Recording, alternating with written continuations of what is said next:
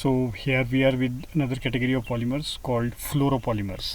अब जैसा नाम से ही पता चल रहा है इसमें फ्लोरीन ग्रुप रहने वाले हैं, तो लिखा है most commonly use fluoropolymer is polytetrafluoro ethylene, PTFE इसको कहते हैं. It's brand name is Teflon. तो ये जो फ्लोरोपॉलीमर है इसमें सबसे पॉपुलर पॉलीमर है ये पॉलीटेट्राफ्लोरो इथाइलिन, और इसका जो जनरल ब्रांड नाम जिसके हिसाब से ये बाज़ार में अवेलेबल रहता है उसको कहते हैं टेफ्लॉन. टेफ्लॉन के नाम से बिकता है ये. तो ये इसकी general preparation, route of preparation बताया हुआ है यहाँ पे टेफ्लॉन का, पॉलीटेट्राफ्लोरोइथाइलिन. तो मतलब एक इथाइलिन रहने वाला है और उसमें जितने भी हाइड्रोजन थे वो सारे के सारे हाइड्रोजन फ्लोरो ग्रुप से रिप्लेस हो जाएंगे. तो CF2 जो यूनिट बनी इसको कहेंगे हम टेट्राफ्लोरोइथाइलिन, और इससे जो पॉलीमर बनेगा उसको कहते हैं टेफ्लॉन, पॉलीटेट्राफ्लोरोइथाइलिन. अब यहाँ पे लिखा है कि जो पॉलीमराइजेशन होगी वो फ्री रेडिकल मैकेनिज्म से होगी, और अमोनियम परसल्फेट को अंडर हाई प्रेशर जब लेंगे तो पॉलीमराइजेशन अफेक्ट होती है. तो इसका मतलब जिसमें APS कहते हैं इसको, अमोनियम परसल्फेट को, ये एक फ्री रेडिकल इनिशिएटर का रोल में रहता है. यहाँ लिखा भी हुआ है. अब यहाँ पे इसकी कुछ प्रॉपर्टीज़ है, like it is extremely resistant to attack by corrosive chemicals and solvents. तो मतलब ये केमिकली स्टेबल चीज़ है, या केमिकली स्टेबल पॉलीमर को रिप्रेजेंट कर रहा है ये. It is hydrophobic and remains totally unaffected by water. तो हाइड्रोफोबिक का मतलब है कि पानी इसको टच नहीं कर सकता है. सिंपल मीनिंग इसका यही है. अगर आप वाटर में डिप करेंगे तो पानी इसको डिग्रेड नहीं कर सकता, इसके कॉन्टैक्ट में नहीं आ सकता. So it is hydrophobic. It has very low coefficient of friction, third lowest after aluminium, magnesium boride and diamond. तो इसका कोफिशिएंट ऑफ फ्रिक्शन बहुत कम है. इसका मतलब ये इसका जो सरफेस होगा स्लिपरी सरफेस होगा. It has an excellent thermal stability. काफ़ी ब्रॉड रेंज है, थर्मल रेंज इस पर ये स्टेबल रहता है. It can withstand temperature of as high as 260 degree Celsius and as low as -240 degree Celsius. तो ये काफ़ी वंडरफुल मटेरियल है हमारे लिए कि 260 डिग्री सेल्सियस तक हीटअप कर दे तब भी ये स्टेबल है, और -240 डिग्री सेल्सियस तक भी ये अपनी प्रॉपर्टी लूज़ नहीं करता है, मतलब स्टेबल रहता है. तो ये देखो केमिकली भी स्टेबल हो गया, थर्मली भी स्टेबल हो गया, साथ में इसका कोफिशिएंट ऑफ फ्रिक्शन यानी कि स्लिपरी मटेरियल है ये. तो इसके बहुत सारे यूजेस हो सकते हैं डेली लाइफ में. It is slippery and waxy to touch. अब हमने कहा कि इसका कोफिशिएंट ऑफ फ्रिक्शन बहुत कम है, तो मैंने पहले ही बात कर दी कि स्लिपरी और वैक्सी हो सकता है. इसका मेल्टिंग पॉइंट 327 डिग्री सेल्सियस है. तो ये कुछ इसकी जनरल प्रॉपर्टीज़ थी. अब इसकी हम एप्लीकेशन देखते हैं डे टू डे लाइफ में क्या एप्लीकेशन रहने वाली है इसकी. तो ये इसकी एप्लीकेशन है, like it is used as a non stick coating on cooking utensils like pans and other cookware. तो नॉन स्टिक जितने भी बर्तन बाज़ार में अवेलेबल हैं आज के डेट में, पैन्स, तवा जो भी है, उसके लिए जो नॉन स्टिक कोटिंग मटेरियल उसमें लगा होता है तो टेफ्लॉन का बना होगा. तो आप कई बार उसके जो बॉक्स लिखा होता है उस पर लिखा भी होता है कि टेफ्लॉन कोटिंग. तो जो टेफ्लॉन मटेरियल है ये पॉलीटेट्राफ्लोरोइथाइलिन यानी कि एक पॉलीमर है, और उसकी कोटिंग करते हैं तो उसकी प्रॉपर्टी है कि वो नॉन स्टिकी नेचर का होता है, उसका कोफिशिएंट ऑफ फ्रिक्शन बहुत कम है. तो इस वजह से वो कोटिंग मटेरियल, एक वंडरफुल कोटिंग मटेरियल यूज़ होता है पैन्स और यूटेंसिल्स की कोटिंग के लिए. Because of its inert nature it is use for making containers and pipe work for reactive and corrosive chemicals. अब जैसे कोई कोरोसिव केमिकल आपने पास कराने, तो हम लोहे की या स्टील की पाइप्स यूज़ नहीं कर सकते वहाँ पे, क्योंकि उसका तो रिएक्ट कर जाएंगी. तो अगर हम इस पॉलीमर की पाइप्स यूज़ करेंगे तो क्योंकि ये केमिकल्स के साथ जल्दी रिएक्ट नहीं करता है, तो एक वंडरफुल मटेरियल हो सकता है उस तरह की पाइप्स की सिंथेसिस के लिए भी. It is used as a coating material for catheters as bacteria and other infectious agents can not grow.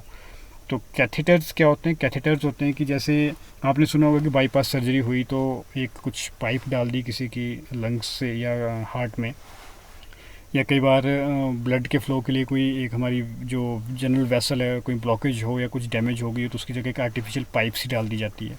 तो जो आर्टिफिशियल मटेरियल होते हैं, जो फ्लूइड्स के ट्रांसपोर्ट के लिए बॉडी में आर्टिफिशियल मटेरियल्स वगैरह यूज़ किए जाते हैं उनको कैथेटर्स कहते हैं.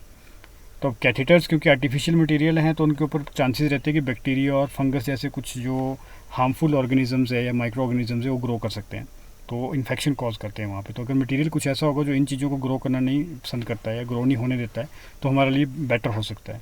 तो ये पॉलीटेट्राफ्लोरोइथाइलिन टेफ्लॉन एक ऐसा मटेरियल है जो बैक्टीरिया और फंगस की ग्रोथ अपने ऊपर अलाउ नहीं करता, क्योंकि स्लिपरी सरफेस है, ये अलाउ नहीं कर रहा है कि वहाँ पे कोई ऐसी स्लाइमी चीज़ बैक्टीरिया और फंगस की तरह की चीज़ कोई उसके ऊपर स्टिक करे. तो ये एक अच्छा कोटिंग मटेरियल हो सकता है उस केस में भी.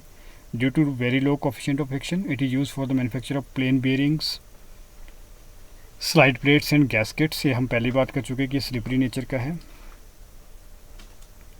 It is use for making containers which can be use for storing hydrofluoric acid. मैंने आपको पहले कहा कि इसकी केमिकल रिएक्टिविटी बहुत कम है, किसी एसिड वगैरह के साथ जल्दी रिएक्ट नहीं करता है। तो जो हार्मफुल एसिड्स हैं जो जनरली हम टिन के या कह लो आप आयरन के बॉटल्स में स्टोर नहीं कर सकते हैं, उनको हम इस तरह के मटेरियल कंटेनर जो टेफ्लॉन से बने हुए कंटेनर होते हैं उसमें स्टोर कर सकते हैं। तो इसकी बाकी भी बहुत सारी प्रॉपर्टी, लाइक इसको हम एक इंसुलेशन मटेरियल यूज़ कर सकते हैं। गाड़ियों का जो एयर बैग सिस्टम होता है, फ्यूल सिस्टम होता है या ब्रेक सिस्टम होता है, उसमें भी इसका यूज़ होता है। तो ये इसकी कुछ जनरल प्रॉपर्टीज़ हैं। Next is another category of polymers called polyurethanes. और इस पॉलीयूरीथेन का स्ट्रक्चर आपको बड़ा क्लियर होना चाहिए। इस पे नोट, बड़ा इंपॉर्टेंट पॉलीमर है, इस पर नोट आ सकता है लिखने को। यहाँ पे कहा है कि this is a polymer composed of organic units joined by carbamate और यूरीथेन लिंकेजेस। तो ये जो मैंने यहाँ सर्कल की है इसको हम कहते हैं कार्बामेट या यूरीथेन लिंकेज। और it is a type of alternating copolymer. Alternating copolymer होता है जिसमें दो डिफरेंट मोनोमर होते हैं और एक के बाद एक करके जुड़े होते हैं वो। So they are generally thermosetting polymer. अभी हमने थर्मोप्लास्टिक पॉलीमर पढ़े थे थोड़े टाइम पहले, अब ये थर्मोसेटिंग की बात हो रही है। थर्मोसेटिंग का मतलब है कि जब हीट के इफेक्ट से एक परमानेंट शेप एक्वायर कर लेंगे, जब आप हीट के सोर्स को रिमूव करेंगे तो ओरिजिनल शेप रिगेन नहीं करते वहाँ पे। तो इस तरह के जो पॉलीमर होते हैं उसको कहते हैं थर्मोसेटिंग पॉलीमर्स। अब इसमें जो मैंने कहा कि ये दो डिफरेंट मोनोमर से बनता है, तो एक मोनोमर इसमें रहता है डाई आइसोसाइनेट। ये जो पॉलीमर है इसको कहते हैं डाई आइसोसाइनेट। तो ये आइसोसाइनेटो ग्रुप लगा हुआ है यहाँ पे, ये दूसरा आइसोसाइनेटो ग्रुप लगा, तब इसको हमने कह रहे हैं, तभी हमने इसको नाम दिया डाई आइसोसाइनेट विद डायोल। कोई ऐसा अल्कोहल चाहिए जिससे कि दोनों एंड पे हाइड्रोक्सिल ग्रुप लगे हो, यानी डायोल चाहिए कोई।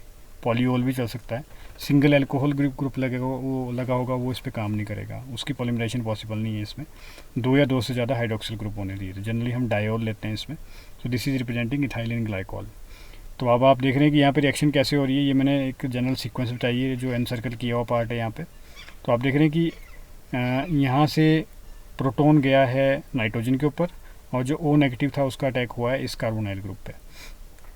तो नेट इफेक्ट इसकी हाइड्रोजन शिफ्ट होकर चला गया नाइट्रोजन पे और यहाँ पे जो कार्बोनाइल ग्रुप है वो अटैच हो गया इस ऑक्सीजन के साथ। तो यही अरेंजमेंट यहाँ पे दिखाई हुई है, इसको कहते हैं हम कार्बामेट लिंकेज या यूरीथेन लिंकेज। तो ऐसे बहुत सारे जब मोनोमर आपस में जुड़ेंगे, और आप यहाँ पे देख रहे हैं कि अल्टरनेट अरेंजमेंट है, यानी कि ये जो पॉलीमर है डाई आइसोसाइनेट मोनोमर को रिप्रेजेंट कर रहा है और ये वाला जो मोनोमरिक ग्रुप है ये ग्लाइकोल यानी इथाइलिन ग्लाइकोल को रिप्रेजेंट कर रहा है। तो अगर आगे फिर से डाई आइसोसाइनेट आएगा, फिर इथाइलिन ग्लाइकोल आएगा। तो इस तरह से जो सीक्वेंस रहने वाली है वो अल्टरनेट सीक्वेंस रहेगी। तो ये जो पॉलीमर बना है n नंबर ऑफ टाइम्स यहाँ पे, इसको हम कहते हैं polyurethane. Next is the properties of polyurethane. It represent a tough abrasion resistance और impact resistance polymer. Impact resistance मतलब है इसको हम बहुत ज़्यादा किसी चीज़ से इम्पैक्ट करेंगे तब भी अपनी प्रॉपर्टी लूज़ नहीं करेगा या ब्रेक नहीं करेगा। It has good tensile strength, ये सारी चीज़ें हम पहले पढ़ चुके हैं। कंप्रेशन स्ट्रेंथ, इसको हम कंप्रेस भी कर सकते हैं। It has good flexibility and tear strength. अब देखो कितनी सारी प्रॉपर्टी है। It is tough, impact resistance, tensile strength अच्छी है इसकी, कंप्रेस भी कर सकते हैं इसको, फ्लेक्सिबिलिटी भी सही है, टियर स्ट्रेंथ भी सही है। तो इतनी सारी इसकी एक फिजिकल प्रॉपर्टी बहुत ज़्यादा सही है। They show resistance to oils and have property of insulation. Oils वगैरह के साथ ये रिएक्ट नहीं करते हैं और इंसुलेशन की प्रॉपर्टी भी शो करते हैं। तो ये कुछ इसके जनरल एप्लीकेशंस और यूजेस बताए हुए कि डेली लाइफ में क्या यूजेस हो सकते हैं। They can be use to make shoe soles, tyres, wheels. They can be also use for the preparation of artificial heart walls due to flexibility and biostability. क्योंकि ये बायोस्टेबल मटेरियल है, flexible material है, तो artificial heart walls की synthesis या manufacturing में इनको use किया जा सकता है। Flexible and semi-flexible polyurethane forms are used for interior components of automobiles such as seats, headrests, armrests, dashboard, instrumental panels, etc. etc. तो गाड़ी के जो इंटरनल पार्ट्स होते हैं जो सॉफ्ट नेचर के होते हैं उनकी सिंथेसिस, उनकी मैन्युफैक्चरिंग में भी यूज़ हो सकता है पॉलीयूरेथेन। तो ये इसकी कुछ जनरल प्रॉपर्टीज़ थी।